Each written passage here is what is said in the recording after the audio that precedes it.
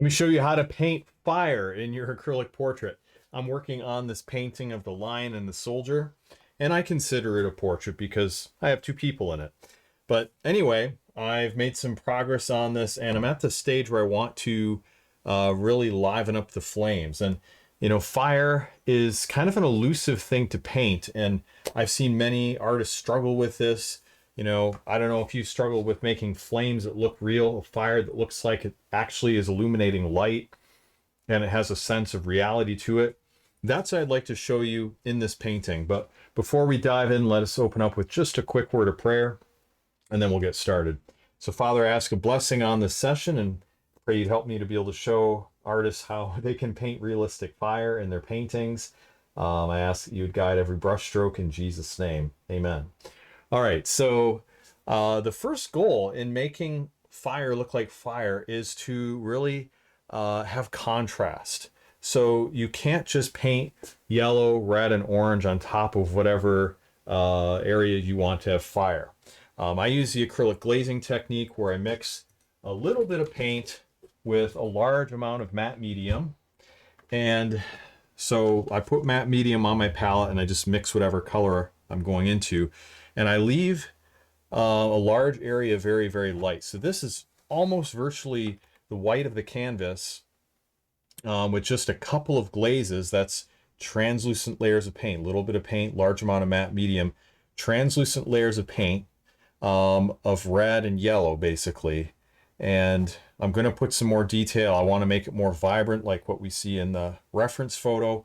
But before I do that, I have to darken around it. So that really is the first step, to darken around the area that's going to be flames. So I'm going to take some raw umber dark, because I'm darkening it, of course, and some ultramarine blue. So we have the brown and blue working together.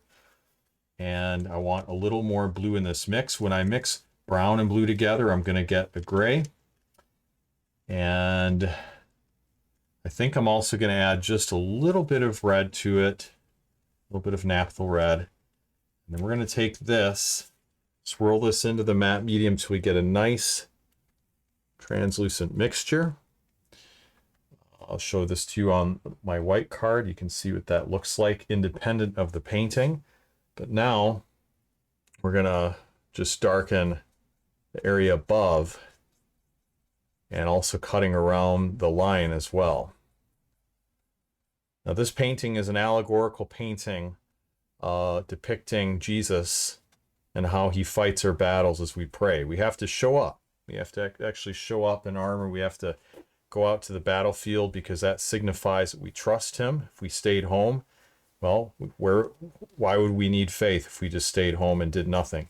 But because we go out to battle, we actually face the challenges in life, then that makes it difficult. But then that's where Jesus shows up, and he is our strength, he's our support, he's our shelter, he is our champion that goes ahead of us and helps us fight our battles. And he literally fights our battles for us as we do what we do in life. Well, I'm darkening this area here, and see how this looks lighter by comparison. Now I'm going to darken the foreground. I just darken the background. I'm going to darken the foreground, putting another layer on this area. And as we really stack up those layers, it makes a big difference. So again, cutting around the flames a little bit. You can see why this technique is so useful. I can paint right over this guy's legs and not obscure them at all. I can paint over all this detail and not obscure it at all. All right, so we put that layer on there, we darken it. All right, so that's the first step.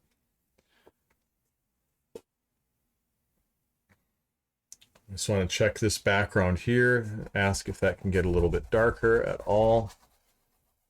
I'll just bring this glaze down a little more. Now I do have it just a bit lighter around the flames. Just a little bit lighter around the flames because, it's giving off some light. So So I don't have it the same level of darkness here as I do up there, for example. And that's important to have that distinction. But anyway, now that I've got that done, it's time to switch to a different brush. So I'll just grab this filbert, will work fine. Actually, no, let's stick with the flat, because the flat's going to give us the ability to cut in and out. So we're going to start with Indian yellow, very strong color, and we'll put that Indian yellow, just grabbing a little bit of that right here on the corner of my brush, swirling it into the matte medium. And then we're going to mix into that and really get a nice even distribution of the pigment into the glaze. And here it is on the white card. You can see what that looks like. And then that's going to go over this whole section of flame. Now I already have one layer of Indian yellow on there. This would be the second one, but this one's going to look more vibrant because we've got two layers on top of each other. I should say one layer on top of the other layer. The two layers together makes it way more vibrant. Now, I want to brush this out evenly, keeping a wet edge. And we're just basically going over this whole thing. We're going over the reds that we had from the previous layer, and when we mix those together, optically it creates a nice, brilliant orange. And that's what you get with the glazing technique. You don't always have to mix the color on your palette. You can actually kind of mix it on the canvas, so to speak, as you're adding one layer on top of the other. So we add this yellow glaze over the whole thing. That enriches the color, gives it more punch, gives it more vibrance. We bring a little bit of that in past the flames, and that's important. So you don't want to only paint over the flames, you paint past them. And you've got the previous layers on there, which had some other colors like raw umber dark and ultramarine blue that darken the tonal value around the flame so the flames can really stand out. But as you exceed the boundary of those flames, that is going to really make the flames look like they're glowing. Now we go down to the foreground, and same thing, I'm just going to add that Indian yellow to that area. You can see that's going to really give it a lot of vibrancy. So nice thing, Indian yellow is actually a very transparent pigment, so you don't have to add a lot of matte medium to disperse it. Some pigments are more opaque and some are more transparent just by the virtue of what they are. We'll add this right here, get that nice glow. I'll get a little bit more down here just to make sure we've, and it's okay to actually overlap into the line a little bit because I'll be painting, you know, on top of what I just painted on him. I'll be doing many more layers on the lion, so it's okay. We just want to be concerned right now with getting this vibrancy. While I have this paint on my palette, I might just actually go and add a little bit of Indian yellow to the lion. Just little bits, because I can see, you know, some areas that are a little more vibrant in the reference photo where some of that color of the flames are being picked up in him, and that's going to give him a little more punch too. So just a touch. You don't want a whole lot, but we just add a little bit. That's gonna help. So doing that little bit of halation where we add, you know, more vibrant color next to the juxtaposition of a dark shadow and a highlight. And we add a little more of an intense color right along that line where the value shifts. All right, so now that we have that done, we can come back in and we can hit this with some other colors. We do need to let it dry a little bit, but it does dry pretty fast with this technique. So in the meantime, I'm going to be mixing another color, and I'm going to be grabbing a, I think a larger, or sorry, a smaller flat brush. This would be like a 1/4 inch flat. And then let's go ahead and put some fresh matte medium on the palette. Set it right over here. And now let's grab some organic orange. That's just a nice red-orange color.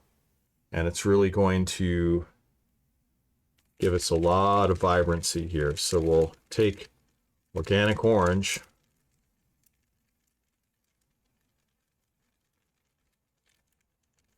And I might just take a little bit of Indian yellow and introduce that into it, just to kind of shift that color a bit. So it's going to give us more of a straight orange as we mix them together. Now we take this color, this glaze, and I'll show this to you on the white card, and you can see the difference between that and just a straight Indian yellow. It has a lot more pigment, a lot stronger, and it's going to be great as we go around the edges of the flames. Now we want to fill in all of these areas, like right in here, these little shadowed areas. These are the openings of the flames. These are areas where, if you look at the reference photo, just some areas where the flames are not, and that creates the sense of movement of the fire. This is the background, so the flames actually are kind of, you know, going upward. And instead of painting the flames on positively with yellow paint, I did it reductively. In other words, what I did is I painted the negative spaces of the background based on the shape that I saw in my reference photo. Just taking the shape and simplifying it, getting rid of some of the complexity, and then just painted that. I sketched that. And so we're going to fill this in and just kind of make this area a little more rich. We're also going to get some differentiation in the tonal value here. And let's just move it down back to the flames so you can see that. So we're going to be looking at some of the specific shapes that we have in a reference photo and trying to replicate that. In fact, I'm just going to zoom out a little bit so you can see that. See these specific shapes. See how we have a brighter yellow and then we have like more of an orange. I'm trying to get that orange in there. So we have like three different levels of tonal value of light and dark. Okay, so we just paint this over.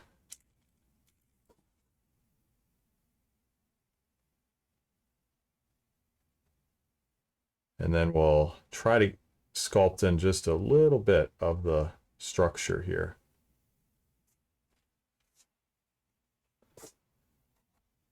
Now let's go to the bottom because hopefully that's just a little more dry. It is good to let this dry more before working on it. I'm trying to get this all done for a video, so it's just a little bit tackier than I would like it to be. Normally I would probably shift and work on the lion or the soldier and let this dry more completely, but I want to have this focal point of this video to be about the flames. But hey, if you'd like to learn more from me, I have several tips, tutorials, and classes that you can take, free classes as well, PDF downloadable guides you can set up next to your canvas as you paint over at realisticacrylic.com. So check that out.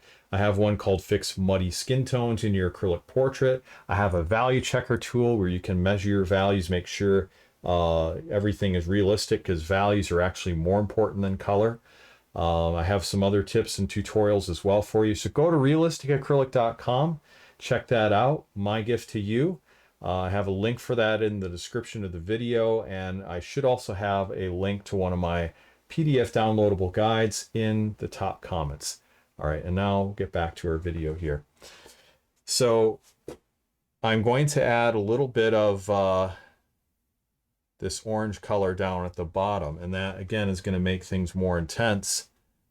So that's important because we have a lot of reds down there, but before I can add the reds, I do need to add some orange. And this process does take a little bit of time. We're going to just add a few flames in here, just like that.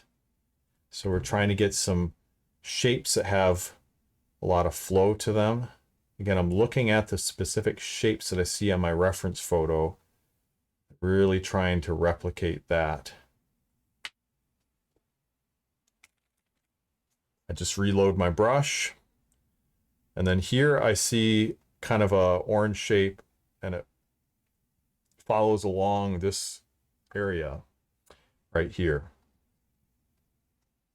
So if you're wondering, you know, how to paint fire, it really is a matter of seeing the realism and breaking it down to an abstract, simplified shape, and then adding the detail back in. It's really what realism is. It's breaking things that you see in real life or a photo down into simpler, abstract forms, reassembling them back into something recognizable and something realistic. Something that we know interprets life, you know, from a representational standpoint. Okay, so we're going to continue. Just add more of this orange on top. Get more of that vibrance. And here we want to have some contrast between the flames and the lion's paw, so we'll add a little bit of orange right here.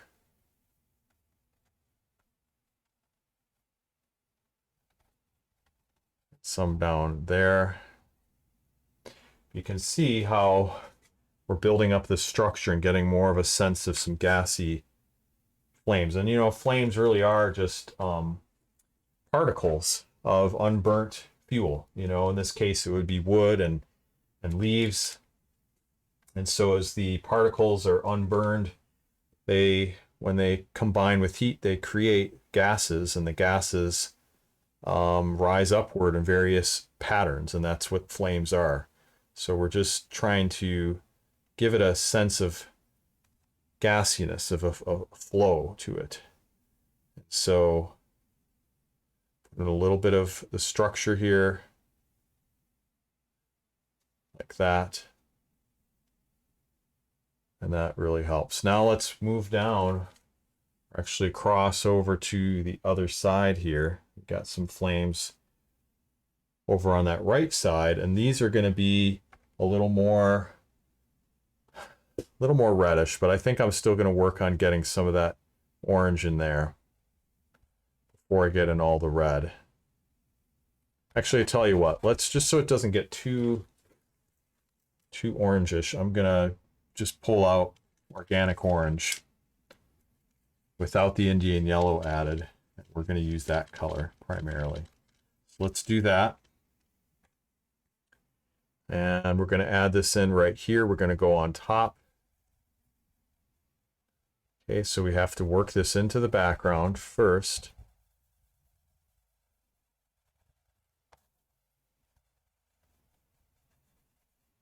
And we're going to cut along in here a little bit. So we get some orangey colors to the right-hand side.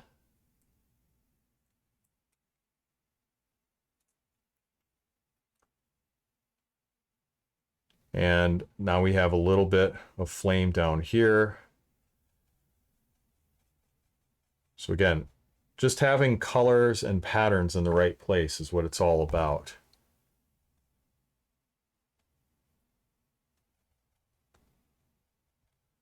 But you have to be patient with the process and recognize, kind of have a game plan of where you're going. Like when I look at it, it doesn't look exactly like flames yet, but I can see it. I can see it in my mind. I really have a vision of where it's going. And I know, by God's grace, I'll get it there. I'll get it to look like fire. It'll look just right, just how it needs to look. Now I add a little bit down here. Okay, well, again, we want to observe in our reference photo the areas that are lighter and darker. And so in my reference photo, I observe that this part here is supposed to be lighter, so I darken the other part. Now we have some flames in the foreground. And so for those, we will just go over, and here let's use that kind of more orangey glaze. Actually mix the two together a little bit. And now what we want to do is just try to see some of the differences in tonal value. And you know, the flames have a real wavy look in the foreground here. Really seeing, you know, the effects of the fire.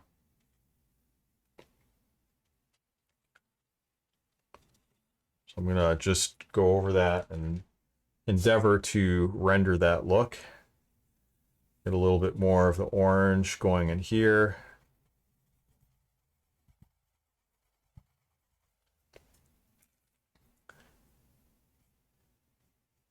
And then we have the lighter area kind of more on the right-hand side, so I'm going to leave that be for the most part.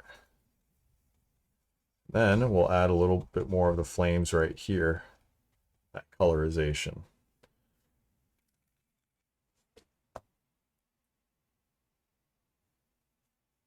And then I'm just going to add a little bit more color on the bottom.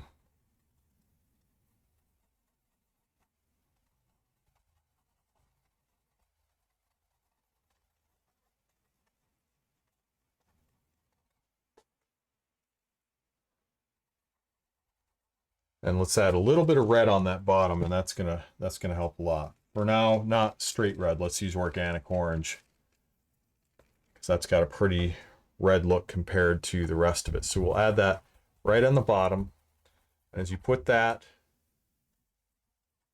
on the ground, it just really intensifies everything. That's where you really get that sense of vibrancy.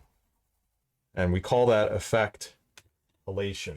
And that's where we have a intense burst of color where we have a difference between lights and darks. And we just put that right on the edge. We're not even close to where it'll be when it's all done, but I'm just adding some of that right now so you can get a sense for what that might look like. This is already dry, so I can layer over that again, which is pretty neat. You can see how that all comes together.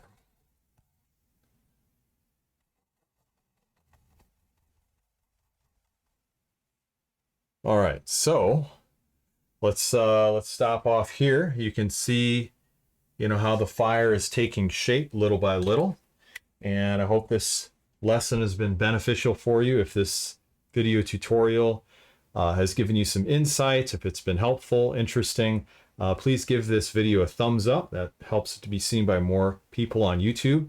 Remember to subscribe so you can get more tutorials like this to help you with your acrylic painting, more inspirational work coming your way as well. I want to say thank you so much for watching. God bless, and I'll see you in the next video. Take care.